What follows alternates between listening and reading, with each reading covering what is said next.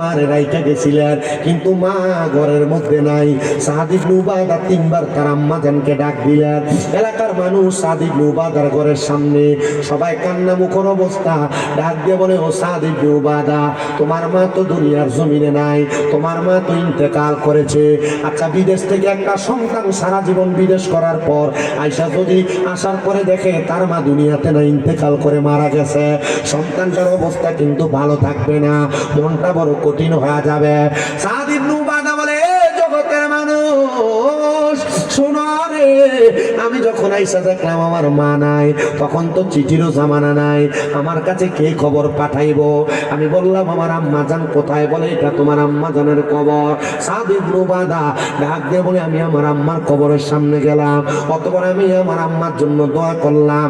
আল্লাহর নবী বলেন, কোন সন্তানের মা মারা যাওয়ার পর, বাবা মারা যাওয়ার পরে রব্বির হামহুমা কামা রব্বায়ানি সগীরা বইলা যদি দোয়া করে, ওই সন্তানের চোখের মনি কোঠার মধ্যে একটা মাছির মাথা পরিমাণ পানি যদি ছেড়ে দেয়, ওই পানিটা মাটিতে পড়ার আগে আমার আল্লাহ তাআলা তার মা বাবার জীবনের গুনাহগুলো মাফ করে দিবে।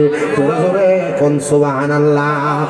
সাদ ইবনে উবাদা কান্দে, আল্লাহু আকবার, আর ডাক দিয়া কয়, ইয়া রাসূলুল্লাহ, নবী, আল্লাহু আকবার, আমার নবীর দরবারে চলে গেছে। মার নবী গো, মা মরে গেছে গো, আমি আমার মায়ের শেষ চেহারাটা একবারও দেখতে পারি নাই। নবী, আমার মার জানাজাও পড়তে পারি নাই। নবী, আপনি বলেন, আমি আমার মার জন্য এমন কোন আমল আছে কিনা যেটা করলে আমার মা কবরে শান্তি পাবে? কবরস্থান, ঈদগাহ, পাশে মসজিদ। সাদ ইবনে উবাদা, আমার নবী বলে, এ সাদ ইবনে উবাদা, তোমার মায়ের রেখে যাওয়া কোন সম্পদ আছে কিনা? বলে না, ইয়া রাসূলুল্লাহ, হ্যাঁ আছে।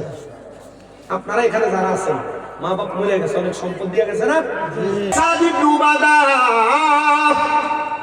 তোমার মায়ের কোন সম্পদ আছে কিনা? বলে, ইয়া রাসূলুল্লাহ, আমার মা ইন্তেকাল করার আগে যত সম্পদ ছিল সব আমারে দিয়া গেছে। দেখি দেখি, বহু সন্তান মা বাবার কাছ থেকে সম্পদ নেওয়ার পর বাদ দেয় না। বহু সন্তান মা বাবা বৃদ্ধ হয়ে গেছে, মা বাপরে খাওয়ায় না। বহু সন্তান মা বাবা প্রাপ্তবয়স্ক, মা বাবার হক আদায় করে না। সাদ ইবনে উবাদা ডাক দিয়ে কয়, ও নবী, আমার মার যত সম্পদ ছিল গো, সব আমার মা আমি সাদ ইবনে উবাদারে দিয়া গেছে। নবী আমার কয়, সাদ ইবনে উবাদা, তুমি তোমার সম্পদ থেকে আল্লাহর ওয়াস্তে তোমার মায়ের নামে সাদাকা করো।